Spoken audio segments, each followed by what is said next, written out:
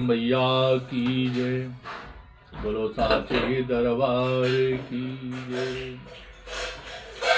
विघ्नेश्वराय वरदाय सुर प्रियाय, लंबोदराय सकलाय जगदिदाय, नागाननाय सत्यज्ञ विभूषिताय, गौरीसुताय गणनाथ नमो नमस्ते। गौरीसुताय गणनाथ नमो नमस्ते।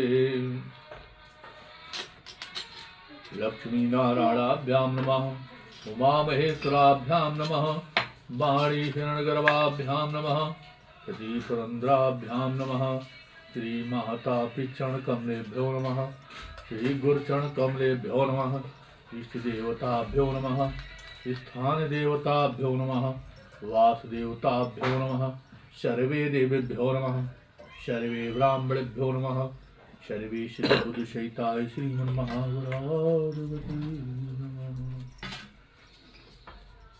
सभी ऋषि और गुरुजनों को प्रणाम करते हुए, माताओं बहनों को प्रणाम करते हुए, आए हुए भक्तों, विद्युत समाज को प्रणाम करते हुए, आइए 2 बार भगवान का संकीर्तन करते हुए, अपने मन की शुद्धि करते हुए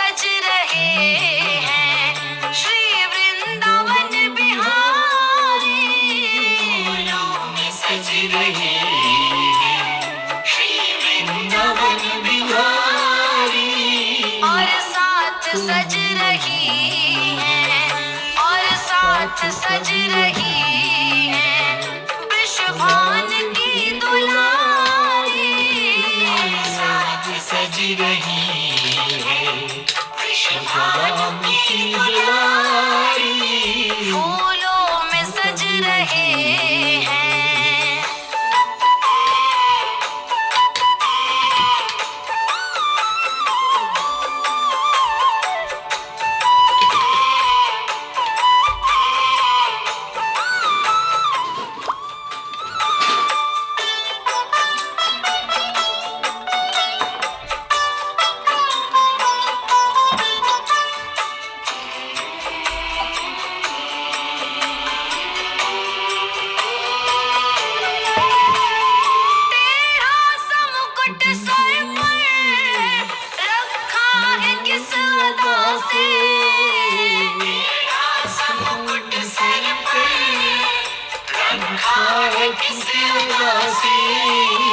करुणा बरस रही है, करुणा भरी निगाह से, करुणा बरस रही है, करुणा भरी निगाह से, बिन मोल बिक गई हूँ, बिन मोल बिक गई हूँ, जब से छवि निहारी, सज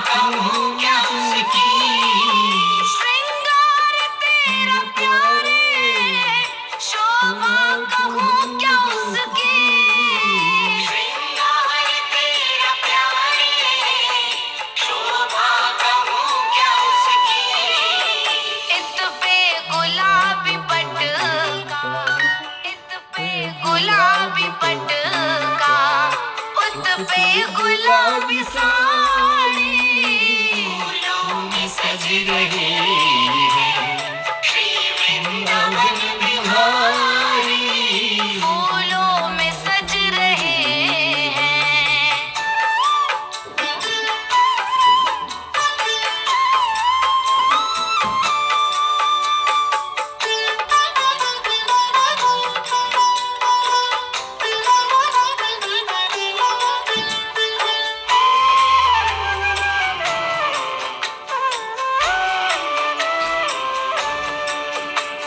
नीलम से सोहे मोहन, स्वर्णिम से सोहे राधा, नीलम से सोहे मोहन, स्वर्णिम से सोहे राधा, नीलम से सोहे मोहन, स्वर्णिम से सोहे राधा, नीलम से सोहे मोहन, स्वर्णिम से सोहे राधा, इत नंद का है छोरा, इत नंद का है छोरा, उत भानु की दुलारी, फूलों में सज रही है श्री वृंदावन बिहारी, और साथ सज रही है, और साथ सज रही है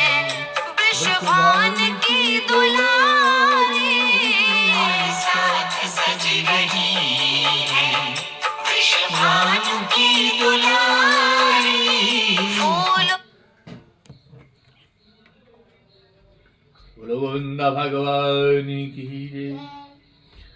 कलकल कलोद करती हुई नादनी श्री पावन गंगा के तट पर बालू के आसन पर विराजमान श्री व्यास जी राजा जनमेजय को कथा सुनाते हुए, हे भगवान, व्यास जी बोले, हे राजन, महातपस्वी गाद पुत्र विश्वामित्र ने यज्ञानुष्ठान का विचार करके यज्ञ संबंधी सामग्रियां जुटा करके और सभी मुनियों को निमंत्रण किया। तत्पश्चात विश्वामित्र के द्वारा निमंत्रित किए गए मुनिगण उस यज्ञ में के बारे में जान करके भी वहां नहीं आए, क्योंकि वशिष्ठ जी ने उन सबको आने से मना कर दिया था।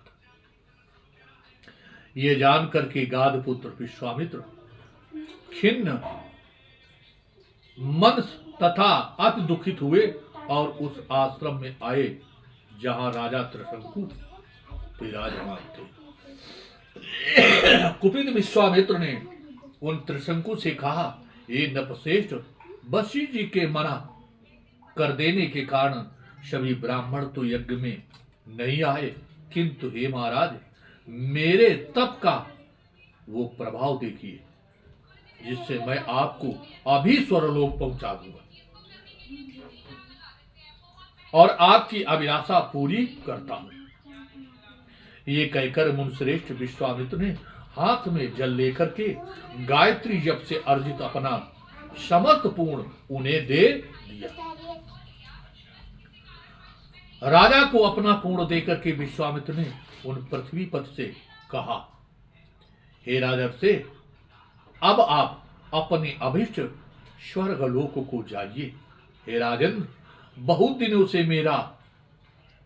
मेरे द्वारा अर्जित किए गए पूर्ण से अब आप प्रसन्नता पूर्वक इंद्रलोक जाएं और वहां देवलोक में आपका कल्याण हो। व्यास जी बोले, हे राजन, विपेंद्र विश्वामित्र के इतना कहते ही राजा त्रिशंकु मुनि के तपोबल से आकाश की ओर उड़े। वेग से उड़ने लग पक्षी की भांति तुरंत ऊपर की ओर उड़े। आकाश में उड़ करके जब राजा त्रिशंकु इंद्रपुरी पहुंचे, तब सभी देवताओं ने देखा कि चांडाल वेशधारी कोई क्रूर व्यक्ति चला आ रहा है। तत्पश्चात उन लोगों ने इंद्र से पूछा कि चांडाल के समान आकृत वाला तथा दुर्दश ये कौन व्यक्ति देवताओं की भांति आकाश मार्ग में बड़े तेज चला आ रहा। तब इंद्र ने सहसा उठ करके उस अधम पुरुष की ओर देखा। उसे देखकर त्रिशंकु के रूप में पहचान करके तत्काल डांटते हुए इंद्र कहने लगे, हे चांडाल, घृणित कर्म वाले, तुम देवलोक में कहां चले आ रहे हो? तुम अभी पृथ्वी लोक को लौट जाओ, क्योंकि तुम्हारे लिए ये निवास करना सर्वथा उचित नहीं है। व्यास जी बोले, हे शत्रुओं का दमन करने वाले जनमेजय, इंद्र के ऐसा कहते ही त्रिशंकु स्वर्ग से वैसे ही नीचे गिरने लगे जैसे पूर्ण के छीड़ हो जाने पर देवताओं का स्वर्ग से पतन हो जाता है, ऐसे नीचे की ओर गिरने लगे। तब राजा त्रिशंकु वहीं से बार बार चिल्लाने लगे, हे विश्वामित्र, हे विश्वामित्र, हे विश्वावत, मैं स्वर्ग से च्युत होकर बड़े वेग से नीचे की ओर गिर रहा हूं, अतः आप मुझ कष्ट पीड़ित को रक्षा कीजिए, रक्षा कीजिए, रक्षा कीजिए।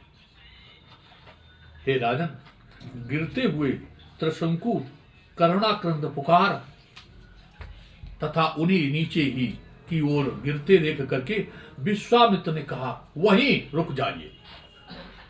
हे राजन, यद्यप त्रिशंकु देवलोक से इच्छित हो चुके थे, तथा मुन विश्वामित्र के ऐसा कहते ही उनके तपोबल के प्रभाव से वे त्रिशंकु वहीं पर आकाश में ही स्थित हो गए। तत्पश्चात विश्वामित्र ने नई सृष्टि की रचना द्वारा दूसरा स्वर्गलोक के बनाने के लिए जल का स्पर्श करके एक दीर्घकालीन यज्ञ आरंभ किया। उनकी उस प्रकार के प्रश्न को जानकर के इंद्रगत पुत्र मुन विश्वामित्र के पास तुरंत आ पहुंचे। बोले, हे ब्रह्मन, आप ये क्या कर रहे हैं? हे साधो, आप कुपित क्यों हैं? हे मुनश्रेष्ठ, आप दूसरी श्रेष्ठ मत कीजिए और बताइए कि मैं आपका कौन सा कार्य करूं।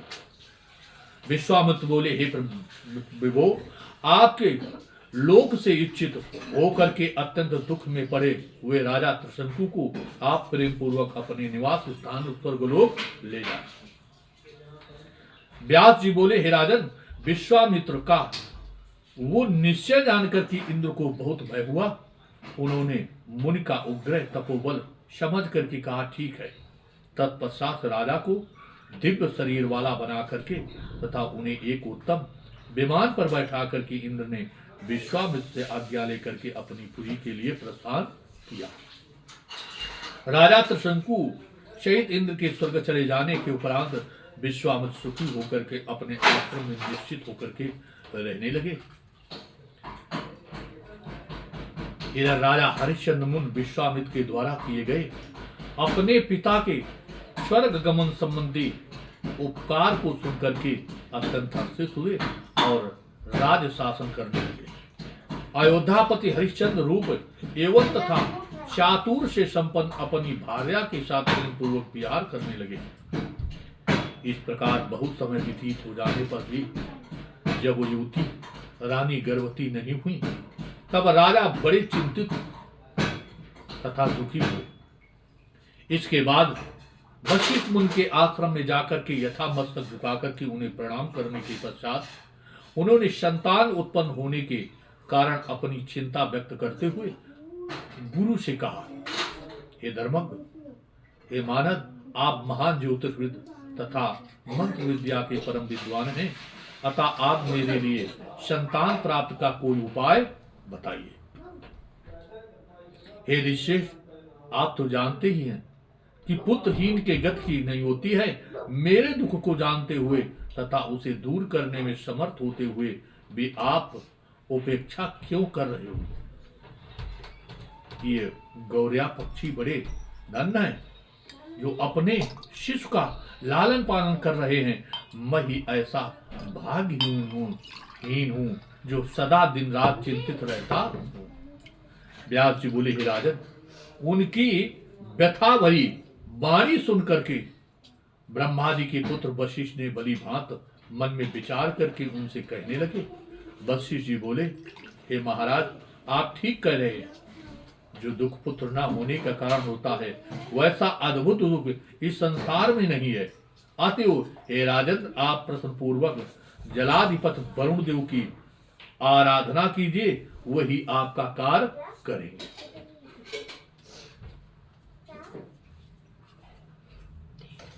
मनुष्यों को भाग्य तथा पुरुषार्थ इन दोनों का आदर करना चाहिए, क्योंकि बिना उद्योग किए कार्य सिद्ध कैसे हो सकती है। हे नवचेत तरदर्शी मनुष्यों को न्यायपूर्वक उद्योग करना चाहिए।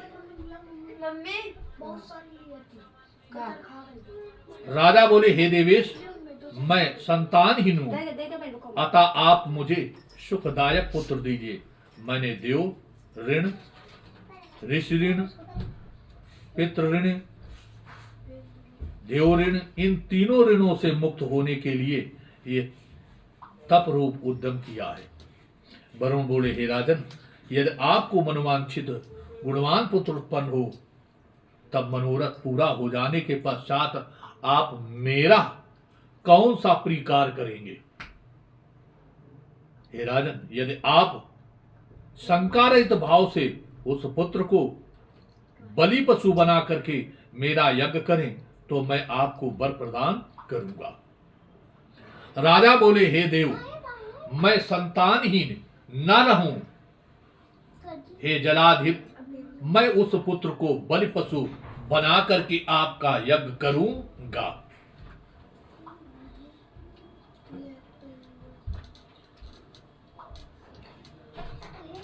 आपसे ये सत्य कह रहा हूं।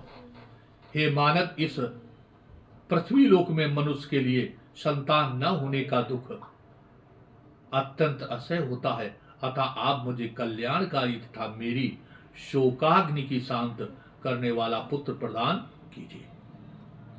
वरुण बोले, राजन, आपको अपनी कामना के अनुकूल पुत्र प्राप्त होगा। अब आप घर लौट जाइए, किंतु अभी मेरे सामने आपने जो वचन कहा है उसे सत्य कीजिए। व्यास जी बोले, वरुण देव के ऐसा कहने पर राजा हरिश्चंद्र घर चले गए और वरदान संबंधी सारा वृत्तांत अपनी रानी से भी कह सुनाया। उनकी 100 परम सुंदर रानियां थीं। उनमें से कल्याणी तथा पतिव्रता शैया ही उनकी प्रधान धर्मपत्नी तथा पटरानी थी। कुछ समय बीतने के बाद सुंदर शैया से गर्भ धारण किया। तब उनकी गर्भकालीन अभिलाषा को सुनकर के राजा बड़े प्रसन्न हुए। पुत्र के जन्म लेने पर राजा ने ब्राह्मणों के साथ जाकर के स्नान करके सर्वप्रथम बालक का याद कर्म संस्कार किया और बहुत दान दिए। पुत्र का जन्म होने से राजा को परम प्रसन्नता हुई। उस समय उन्होंने धन धान से युक्त होकर के परम उदार पूर्वक अनेक प्रकार के विशिष्ट दान दिए और गीता वादों के महोत्सव किया। इस प्रकार 18,000 श्लोक वाली श्रीमद देवी भागवत संहिता अंतर्गत 7वें स्कंद वरुण की कृपा से शैया पुत्रों का वर्णन नाम 14 अध्याय शुरू हुआ। बोलो गोविंद भगवान की जय। धर्म की अधर्म का प्राणियों में विश्व का गौ माता की, गंगा मैया की, जमुना मैया की, सरस्वती मैया की, अपने अपने माता पिता की, गुरुदेव भगवान की। हर हर महादेव नमः। पार्वती पते हर हर, जय गंगाधर।